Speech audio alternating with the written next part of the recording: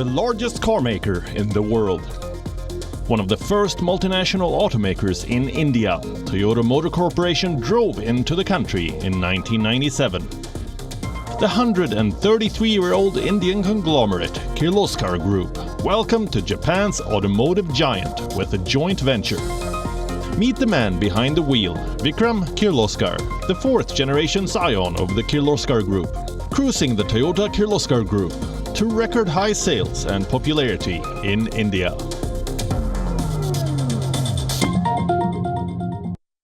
I'm Jasper Reid, and this is $1 Billion Idea. We're delighted to be joined today by Vikram Kirloskar. Welcome to the show, Vikram. Thank you, Jasper. Vikram, as a past and recent president of the CII, a titan of industry, a fourth-generation member of a rather famous business house, there's an awful lot that people do know about you. What do people not know about you, Vikram? Perhaps they don't know I like wine so much, or maybe they do. But I think there are a couple of things about me which people don't know about or realize. And one is I respect people who can do things with their hands. For me, that's the ultimate. Anyone who can do a perfect job with their hands, whether it's a cook, it's a machine operator, it's an artist who does perfect quality with perfect control. That's what I really admire. Another thing which people don't know is that although I'm an engineer, the last few years I've started reading a lot of Indian history and especially a lot of Maratha history. And I really enjoy that. Well, that's a very real and grounding way to start our conversation, Vikram.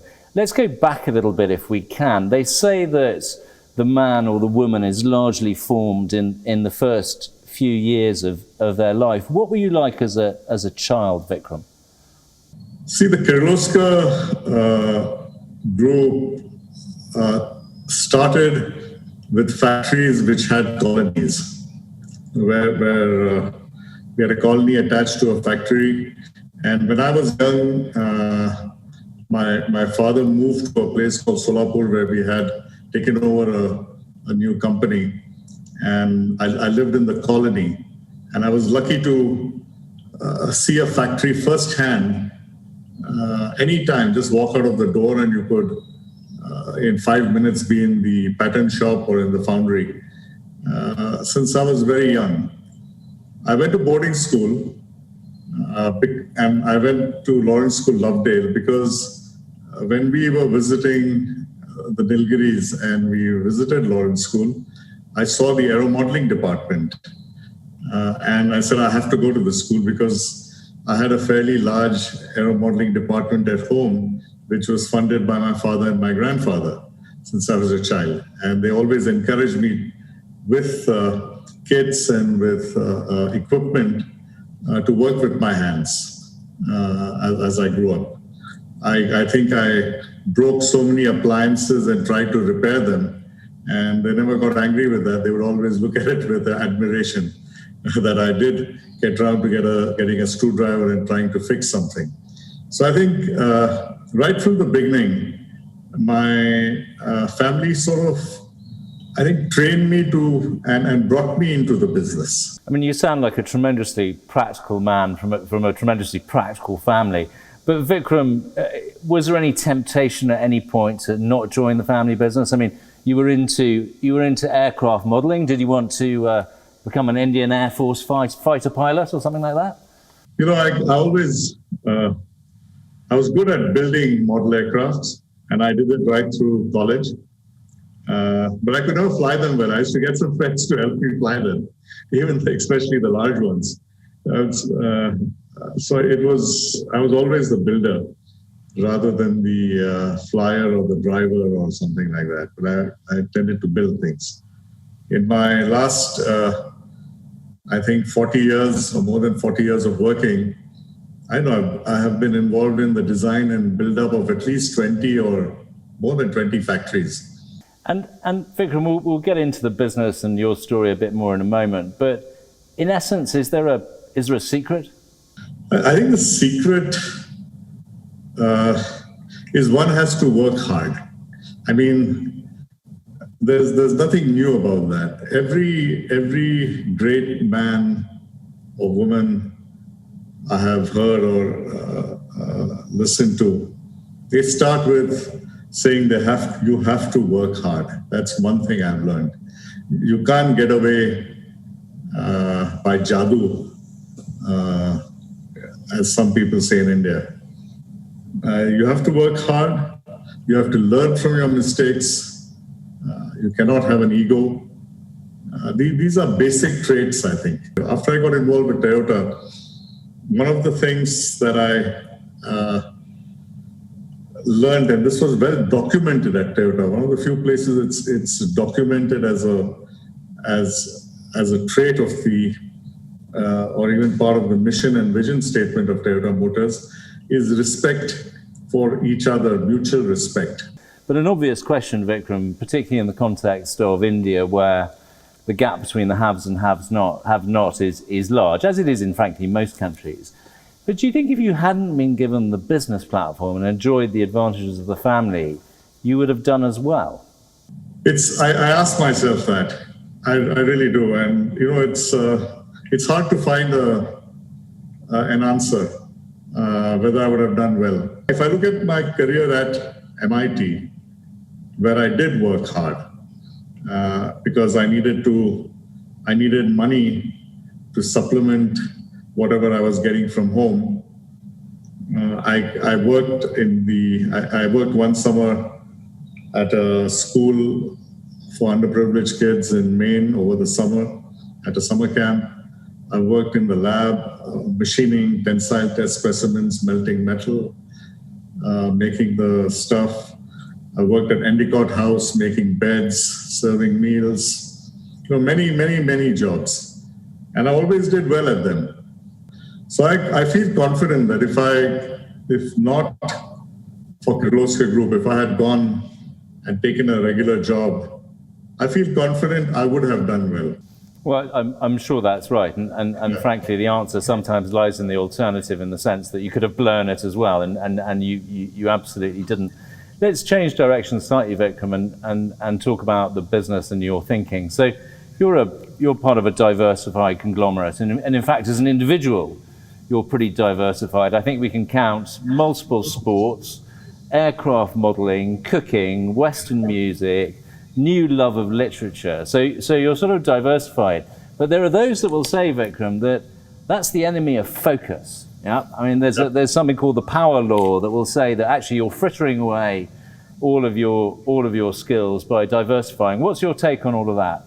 Well, if you ask people at work, I think you'll find they'll tell you I am tremendously focused on operations, factory operations, and I get into great details on those. I don't let it go.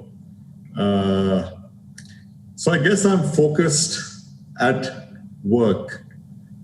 I think I'm highly focused at work. It's when I get out of the factory, when I get out of the office and get back home, I get completely diversified. And this, my grandfather once told me that, when I come back home, he was telling us, he said, I forget about everything at work. Perhaps it's a serious focus at work, in the workplace, and getting back home, going into all kinds of things. And this is, it's an unfair question, but since I'm asking the questions, I'll ask it anyway. Classic kind of interview question. What weaknesses do you have, even at this stage of maturity and experience? What do you want to improve upon? Sometimes it's ego, I'm right. That's the biggest weakness. It can happen very quickly and very easily at times. Your group is, I think I recall, founded in 1888, more than 100 years ago. Fourth generation, very highly respected business house. So traditional on one level, values driven on another level. How have you managed the transition from the traditional to the new, from traditional economies to the new economy? what I've learned, and this is because I've had to close down some of our old businesses because we were not competitive. When India opened up in the 90s, and it started before that a little bit because I was on some government committees, 90s on capital goods, and I pushed for complete open import of machine tools, and that was one of the businesses I was in, and which we had to close down. Was this focus on being competitive. How do you become competitive? And that's been my major, if someone asks, what is your major focus at work? It is how do I become competitive? Cost, quality, cost, and delivery. How can I be the best? And everything revolves at work around this idea of competitiveness. I just focus hard on that. And in that regard, Vikram, I mean, you've partnered with different companies around the world, including firms like Toyota, who have been in a pursuit of excellence for some time. Have you learnt that competitiveness from partners like them? Who have you learnt this skill from? I'll tell you this. When India opened up, and we had a real question within ourselves as a group and my cousins, how are we going to survive? And as we go ahead, as we get open to competition, as a group, we were one of the early engineering companies which were exporting products. We had factories outside India, but we were still not hardcore competitive. A lot of our businesses were not hardcore competitive to really meeting quality, cost, delivery, product technology, and other things that the customers were looking for. And at that point, I got involved with Toyota in textile machinery. We had our first factory, Kirloskar Toyota Textile Machinery, was just getting set up. It took about 2-3 years of negotiation and getting friends with them. And then I told my cousins that I think it'll be worth getting into a partnership with Toyota. We'll see how a manufacturing company, which is supposed to be probably the best in manufacturing around the world, operates from inside. And perhaps we can learn a lot from them as we go along. And we were lucky that Toyota let me send probably more than 200-300 people from our various companies to their factories just to see, and they would show anything we wanted, how they worked, what was the kind of philosophy they worked under, what was manufacturing management. We always talked about manufacturing, we never talked about manufacturing management. What was that about? So we learned a lot, and we could implement a lot of that. I was working initially with my cousins on the factories, and I think we tripled our output to our total assets, fixed assets and working assets in about 3 years. Just by improving the manufacturing management, we did it in our own way, but understanding some of the things we learned at Toyota. So I think we learned a lot from them. And Vikram, if you parlay this discussion from Japan across to India, do you think one could say a similar thing? I mean, sometimes we hear people say that despite India's history and resources and population, we're perhaps not the best country at creating brands. Do you think there's something in that? There's maybe I'll give one of my history stories again to you. There was an ambassador from Japan here. I'm just trying to remember his, Ambassador Enoki, and he's retired now. So he was an engineer, and he always studied manufacturing around the world. He was based when he was with the government in Detroit. Enoki told me the difference in Japan between the two is that the Japanese value an artist at the top of the pyramid, virtually. A guy who makes a ceramic pot is given respect as the same as the chairman of a large corporation. And we are willing to pay for that piece of art. and willing to pay for that piece of handiwork. So that brings the culture of manufacturing in. And in India, except for perhaps making saris, some textile, a lot of this was lost of manufacturing. Quality manufacturing was lost. And he told me your biggest challenge as you try to develop the country is to bring this culture of manufacturing back in again to make yourself competitive. I've always followed that advice, and I always have kept this at the back of my mind. So when you talk of innovation, we find in our factories a lot of innovation, in our companies, people with a lot of innovation, but also the inability to stick to a process and improve the process on a continuous basis. So we miss the maintenance part here. We do a lot of innovation for the improvement and the reform, but we are missing the maintenance person. And that is an issue in India, and we are trying to tackle that at work. And Vikram, if you were going to give an interim report on the state of manufacturing and process excellence in India, and let's say it was at 2 pre the reforms in the 90s, and 10 is world class, where are we at now? 2 is before the 90s. Maybe it was even on an average less than 2.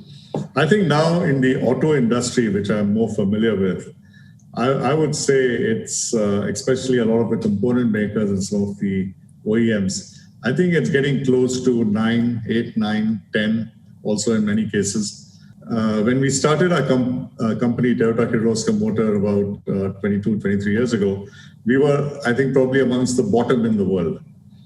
And over the years, actually, we introduced a lot of skill upgradation, physical skill upgradation, and mental skill upgradation, how to do continuous improvement besides just the physical skills on a regular basis for existing workforce and new workforce coming in, and continuous repeat of that.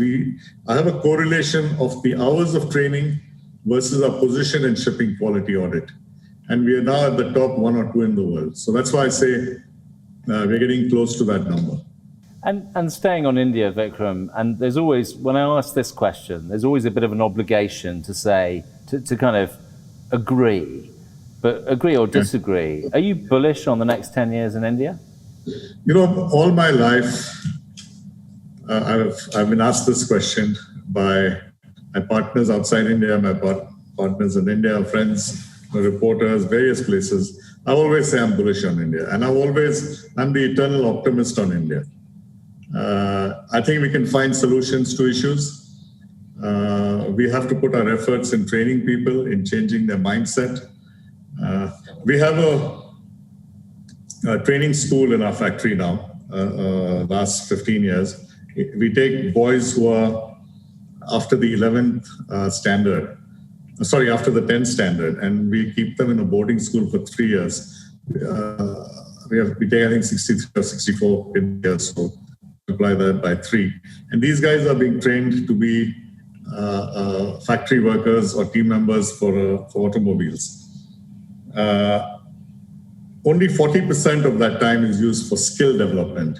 60% of the time is used for mind and body development. And our objective is, at the end of 3 years, is not to make them just automobile technicians and manufacturing technicians, but also gentlemen of India. They speak English, Japanese, they can read, write beautifully, superbly fit, but with a thinking way that they can work hard and achieve something. I feel bullish when I see these kids and I see how much they're able to do. I think the more we do like this on a continuous basis, we can achieve what we want. I think that's fantastic to hear, and here's to those kids becoming ambassadors for the country. But going, Vikram, from the state of the nation to the state of the man. I mean, you're a young man still with many cycles and innings ahead. But to date, what do you see as your greatest achievement, Vikram? You know, sometimes I keep thinking about that. And I think if I can get more people employed, provide employment to more people, that's what makes me feel happy. Very well said. We're in the final straight now. One harder question, one more philosophical question, one easier question. Vikram, what's business for, in your opinion? What's it for? Well, sir, I'll tell you, when things go well, it certainly boosts your ego, okay? It's certainly for something, yes, I am someone, 100%. If someone says it's not for that, I think a lot of it, I've done well, I'm someone, my work is good, I'm recognized, I'm happy, I'm able to earn money, provide for my family, go on good holidays. I think certainly it's good for that. And on the other hand, I think you're also pushing, if you think back about it, yeah, I've done good for the country, I've done good for the economy. My company has generated so much in revenues for the government, so much in taxes. I think it's both sides. It's for your personal development to some extent, for your own ego, and also for the country's development. And I think both are not mutually exclusive.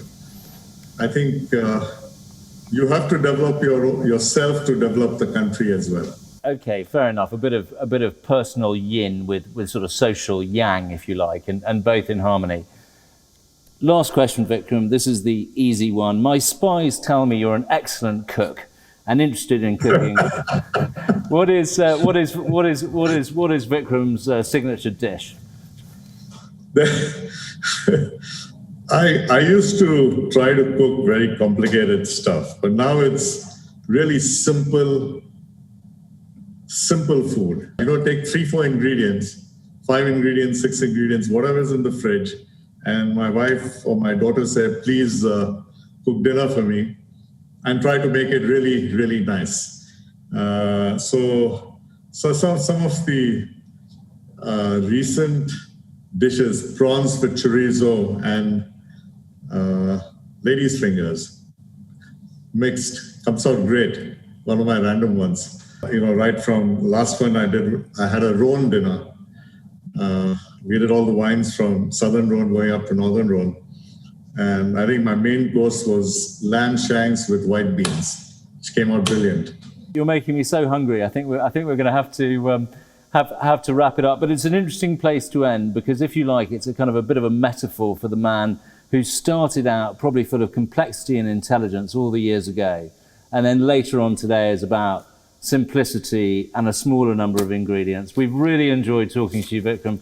Thank you so much for coming on the show. Thank you. Thank you very much.